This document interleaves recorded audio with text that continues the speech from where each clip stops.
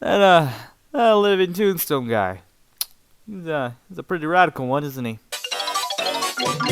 Here lies the mean man himself, the living Tombstone. You may know him from works like that one song that was a TikTok meme, the guy who started people to make more FNAF songs, the one creator that made the song for Tombstone, or my favorite, the one guy that was shown as a reaction video for the Fine Bros. TLT has done a lot of songs the last 9 years of him doing YouTube, and just recently started to pick up steam with his new uploads. So how about it? A top 10 living Tombstone songs? Okay. Yeah. I'm not going to be restricting myself this time around like I did with, Breath of Loss, whether it's a remix, completely original song, or... only those two, really. It's allowed. Alright, let's put this topic to the grave, shall we?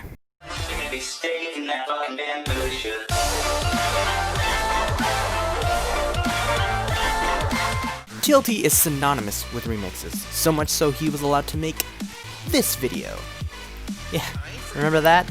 Oh, those crazy Five Bros guys. When it comes to remixes, he does more than just game remixes. He does remixes of things he likes, like memes.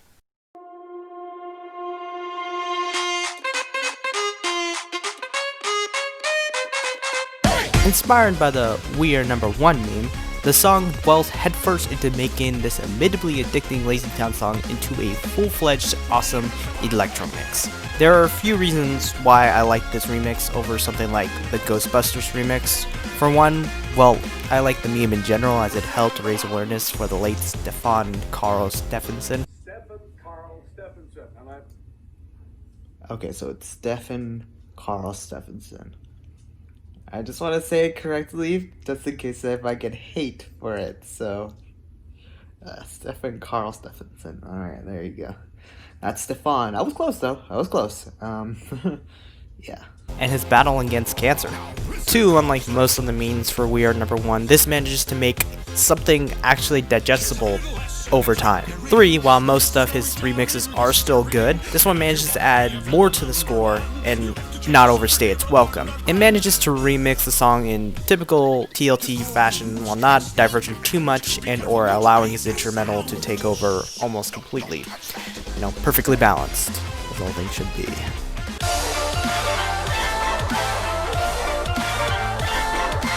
It's no secret that this guy right here has created an omnipotent song that swept the internet during the heyday of that one Five Nights at Freddy's game. But, while it was an addicting tune when it came out, the Five Nights at Freddy's song, quite honestly, took a toll on me. Like a war veteran or something, I don't know. It's still really solid, but it's just not my favorite. Then he made another song called It's Been So Long, which is amazing in every way except in lyrics. I think it didn't really wear on me, but I think lyrics wise it just comes off as too edgy and cheesy at the same time, and I didn't really like the story it was telling. Then it made Die in the Fire, which is not a threat. If it sounds like a threat, I'm sorry. It had excellent lyrics and was fantastic in diving in on the minigames in FNAF 3, but the melody can feel off at points. So what does that leave?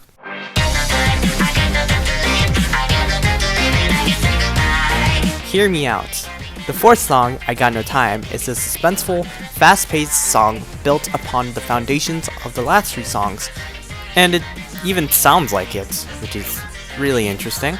The mixing is complex without sounding too overdone, and memorable without sounding too repetitive.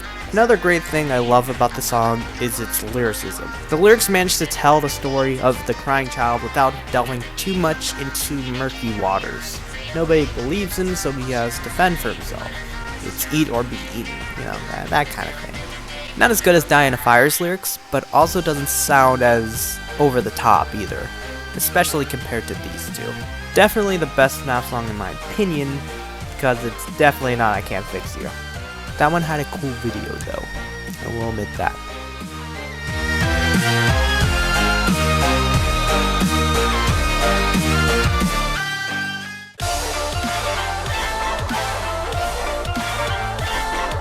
Alright, I'm gonna show this one immediately because I got some choice words for what it's based on. Baldi's Basics really sucks. while it has a nice idea on paper, the game is rather dull and irritating, both to watch and I imagine play. Not to mention, it can't decide whether or not it wants to have a deeper story with that half-baked attempt with its true ending. So, now we're here, and despite my anti-bias on Baldi's basics, I really like the song. One of the best parts about it is definitely the vocals. Despite staying relatively in the same places when singing, the singer manages to execute a lot of feeling with the character without sacrificing singing power. I also love its build-ups, the bridge was really nice, and that addition-subtraction line, I don't know, I just like that part. My only problem is that sometimes it feels like it needs to notch up its peaks more, which is the opposite problem with the red version. And don't worry about them right now, we'll get back to the red and blue remixes. Yeah, I think that's how I'll describe it. It's slightly clever. It really is those small bits of effort that can make a song addicting. Maybe Baldi can take some notes.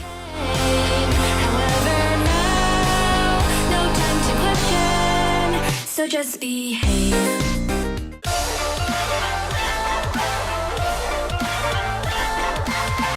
So there's this one song on the internet called Discord that was based on a My Little Pony Friendship is Magic character called Discord.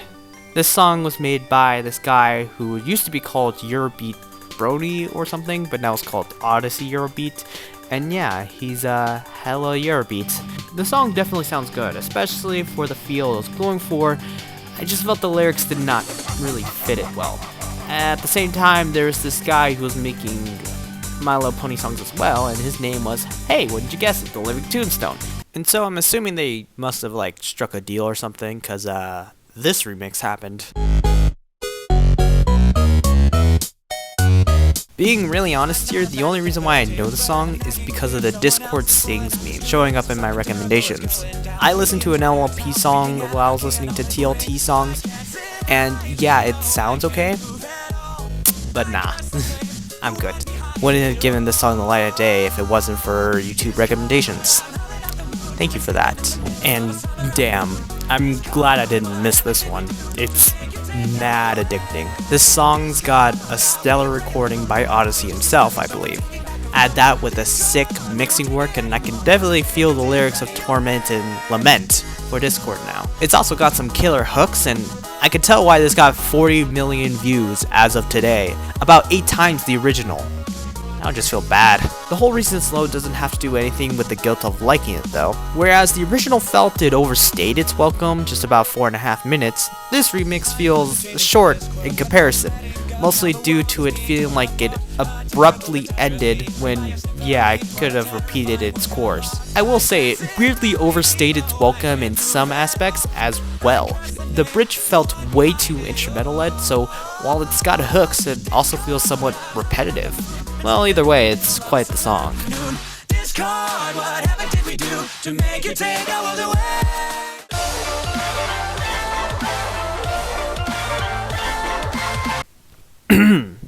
So, red and blue remixes. After Die in a Fire, which still sounds like a threat, I'm not threatening you guys, I swear. The Living Tombstone had the idea of making 2 remixes of one song. One that is themed blue, and one that is themed red. And let me tell you, these remixes were defined a lot differently back when than they are now. For instance, and no offense, blue remixes sounded like songs, whereas red remixes sounded like this. It was a clear depiction of typical electro sounds versus strong dubstep-esque sounds, and you can see where it can cause some problems. Having to make 2 songs back to back is quite the thing to ask for, especially when you're trying to theme the songs in different lights when they're based on the same things in many ways. It even looked like it was to the point where this idea was gonna go extinct. But I think definitely that the Living Tombstone was very headstrong in this idea. And the fact that the Dog Wisdom remixes were too successful to pass over.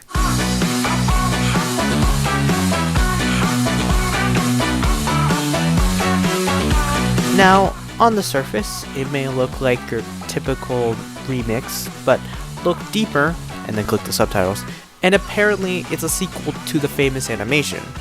Or, at least the blue version is. No, really, Joe Grand, the creator of the original animation, helped in its creation.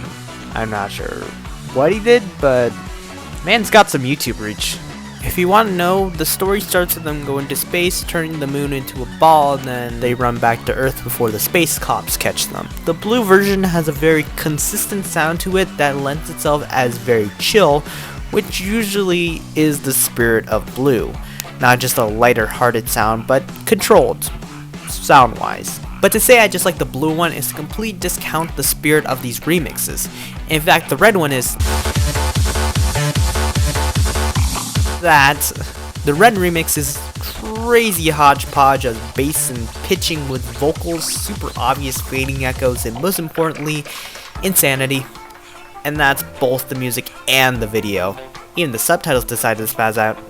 Love it! Back when this was also new, I was suspicious of this way of making these remixes. It just seemed like an extreme amount of work, which he literally could just make one good remix.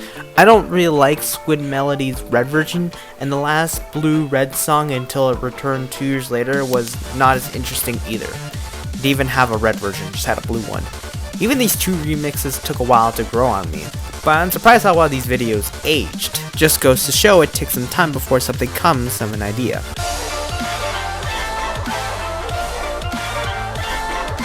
The Living Tombstone has his fair share of artsy songs, rather than just, typical electrical remixes and Mimi big songs. Whether he's working with people or doing it himself, he definitely has more to his skills than just what his resume entails. Songs like Again, Echo, and Drunk recently are great examples, despite the unlikeliness of him writing two of those. I don't know, I didn't research it. More sensitive songs don't stop right there, as right after Drunk, a song for the game In Sound Mind was created. And boy, it is something. Remember when you're young, you surrender to the world. Cry. This song, well, like most TLT songs, except for number 3, I just want to make that obvious, took time to grow on me. But by the time this video was created, yeah, it wasn't that much time. I'm a sucker for piano. Anything that has a nice piano piece can literally weaken me. The beautiful voice this song has also brings me at ease during the song. I think I know why I like this song so much now. It's such an easygoing song from the man of crazy songs himself. Such an opposite vision from the other songs, yet it's done so well. It's almost familiar to him. He just does this calm, melancholy feeling with this melody that just hits right, man. Yeah, this song caught me off guard. I persist.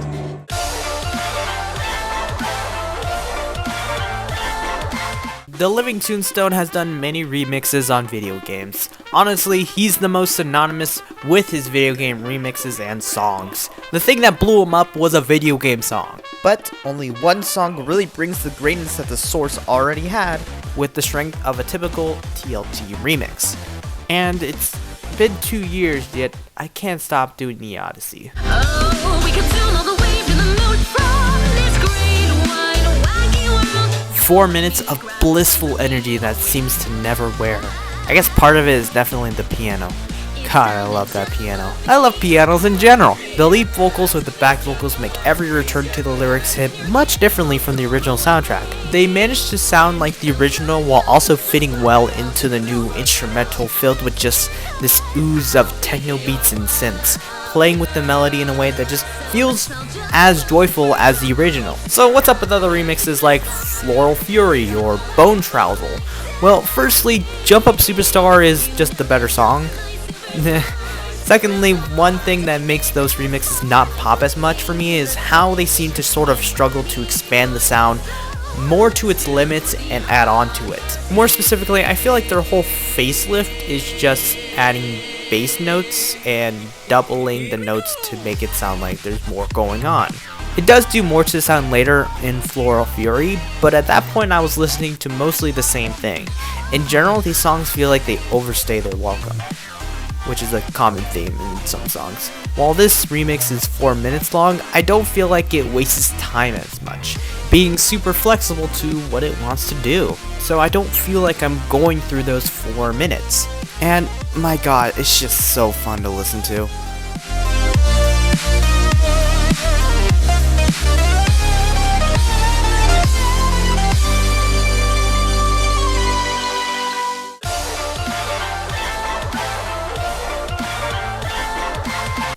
Before the song, I never really felt the blue-red idea was the smartest decision. But then Pikachu got sad, and okay, I'll accept that. He walks the night. He does not care if it's wrong or right. A lament, not lament. I'm not sure what I was thinking in that video. It's Lament. It's Lament. It's Lament. Is a passionate expression of grief often born of regrets or mourning. AKA, they sad, so they write song, and oh boy, I can sense the lament in both songs. Wait, am I using that right? Now, despite the second half of the song's title, the first half should tell you better how the song is actually gonna play out. The song is more of a morbid comedy packaged into an acoustic reggae score. Well, the blue version at least. Gotta keep clarifying with these dang things. Now, I lived on this archipelago for so long, so reggae kinda wore on me, but I love the sound of Pikachu's Lament. It's a sound that's chill, yet gives room for its absurd, violent lyrics. In fact, what even is the story of the song?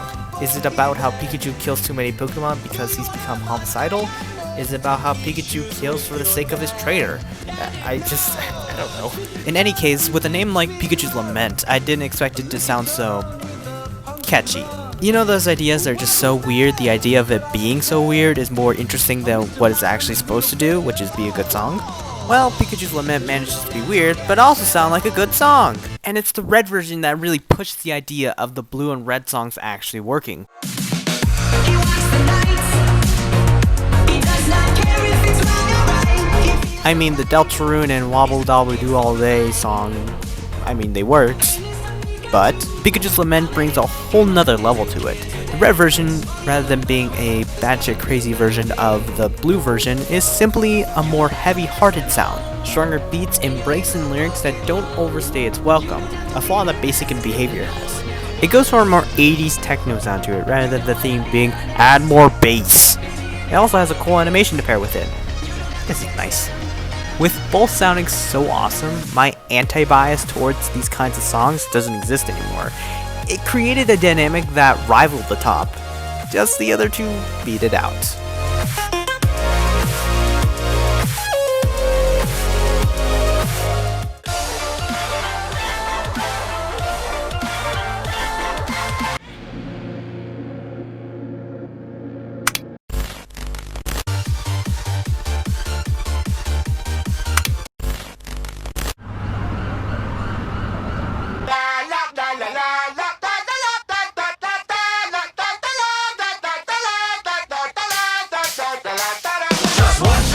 This song only came out like a month ago, but damn, if it isn't an awesome song. First off, kudos to the animation. It's so freaking good, dude. Drunk does a lot of neat things that make it different from other songs that, despite the subject matter, makes it so much fun to listen to. The beginning part is a great example for what I'm talking about, followed by things like counting the drinks and that little rapping part during the bridge. The song has an amazing vocalist that brings out a vast range as well as a very competent tone, sounding comfortable in both rapping and singing, which is a lot harder than it sounds. I know most people understand that rappers can't sing, but I find it an underrated comment that a good singer doesn't necessarily have the skills to make rapping sound like rapping instead of just fast, unenthusiastic talking. But I will say, it's still interesting, and the intricate part isn't what's the problem, it's how he deals with the problem, showcasing an underwhelming amount of self-confidence and an overwhelming amount of self-destructiveness. But nothing would work without the strength of the instrumental. The power comes from the way it's so different, yet just as intricate as other songs. And it does a little thing I think I recognize from the other songs, right here.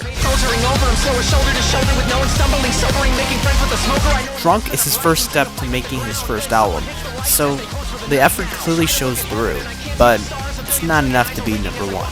Park cars, metabolizing liquor while I'm losing my friends. I'm gonna hate myself tomorrow, then I'll do it again.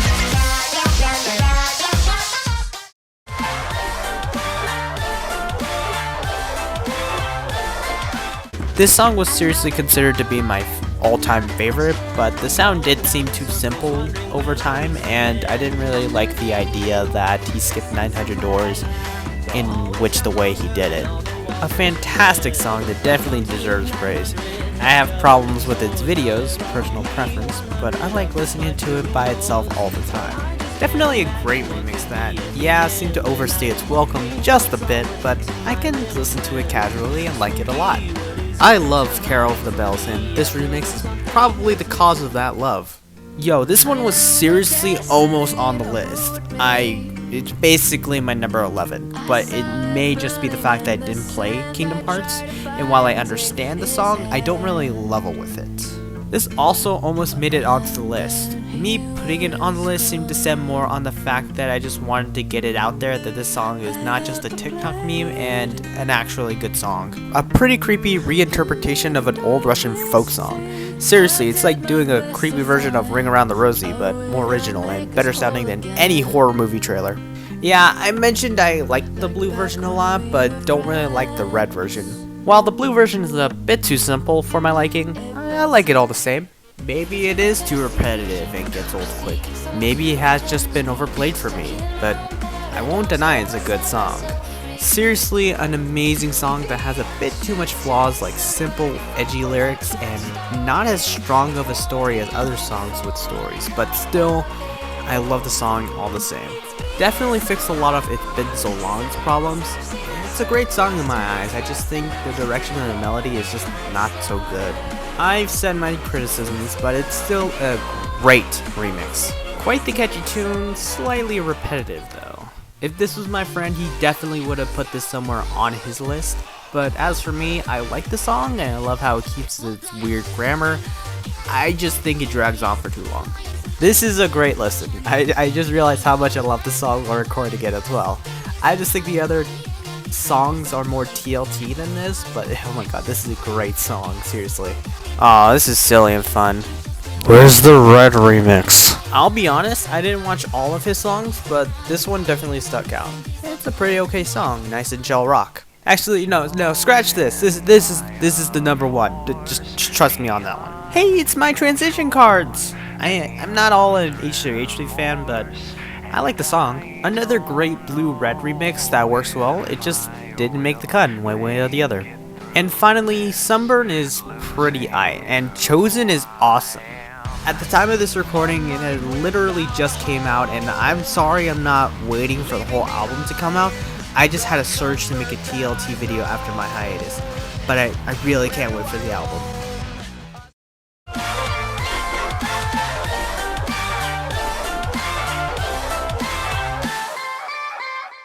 So let me put it this way, out of the 9 years he's been doing this, number 1 has the addictiveness of Discord, the same level of great music melody of Drunk, the simplistic nature of Pikachu's Lament, oh my gosh, I said it again! The simplistic nature of Pikachu's Lament Blue version, and everything else that's a video game related, cause it's about video games! You know what, scratch all that, I'm just gonna say, I like this song. Nah, I love this song. They told me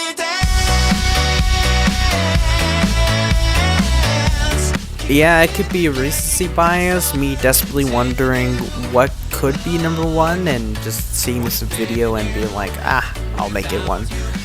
I don't know. It just grew on me. I mean, a lot of these songs just took a while to grow on me, but this song just hidden away, it's just so good. Okay, first off, I like the singing. Nothing too special, but it hits perfect for the song. Lyrics other than a bit of iffiness at the second chorus, actually were pretty good. Even got that bit of cleverness I like. The mixing, while too simple, is still also really good. I even like the length of the song, and while it seems short, with 2 verses and 2 choruses, it actually is just right, lengthwise. Alright, I get you see that I have some tiny gripes, like itty bitty gripes. And let me clarify, no, the length being the Goldilocks effect is not why it's number 1. Well, not the whole reason. but it's gotta be the melody. Like, I can't even explain why the melody just flows so well with me.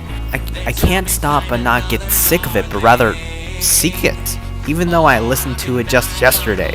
Which is why, even though the singing is nothing super special, it just works so well with the melody, that even though the sound is a bit simple, it works wonders with the vocals and melody, all packaged in a satisfactory length and even a fitting ending that doesn't feel too abrupt, but without ending on the second chorus, it probably wouldn't have hit as well and felt like it needed to end after the fact. I'm Blank Papers, and if anyone asks, yeah, it did get stuck in my head, but in a good way. You see, anytime I think about the song, I can't help but feel satisfied and happy remembering it. So much so I want to listen to it. Oh my gosh, I'm listening to it right now.